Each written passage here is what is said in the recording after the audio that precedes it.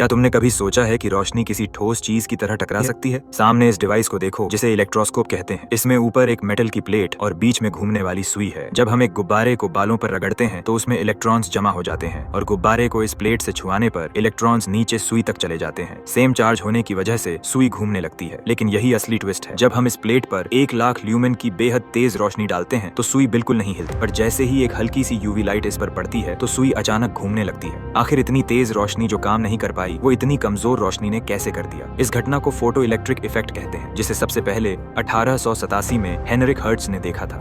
उस वक्त की साइंस इसे समझ नहीं पाई क्योंकि सबको लगता था कि रोशनी जितनी चमकदार होगी उसमें उतनी ही ताकत होगी। पर इस एक्सपेरिमेंट ने साबित कर दिया कि लाइट की एनर्जी उसकी चमक पर नहीं बल्कि उसकी फ्रीक्वेंसी पर निर्भर करती है। असल में हर मेटल की एक थ्रेश होल्ड फ्रीक्वेंसी होती है, यानी एक न्यूनतम सीमा जिससे नीचे की फ्रीक्वेंसी वाली रोशनी चाहे कितनी भी तेज हो इलेक्ट्रॉन्स को बाहर नहीं निकाल सकती। नॉर्मल लाइट उस सीमा से नीचे रहती है, इसीलिए वो काम नहीं करती। लेकिन यूवी लाइट की फ्रीक्वेंसी उस सीमा से ऊपर होती है, इसीलिए वो इलेक्ट्रॉन्स को बाहर धकेल देती है। साल 1905 में अल्बर्ट आइंस्टीन ने इस इफेक्ट की पूरी थ्योरी दी। उन्होंने बताया कि रोशनी सिर्फ एक लहर नहीं बल्कि एनर्जी के छोटे छोटे पैकेट से भी मिलकर बनी होती है, जिन्हें हम फोटोन कहते हैं। यानी रोशनी एक साथ लहर भी है और कण भी। यह इतनी बड़ी खोज थी कि इसके लिए आइंस्टीन को नोबेल प्राइज मिला।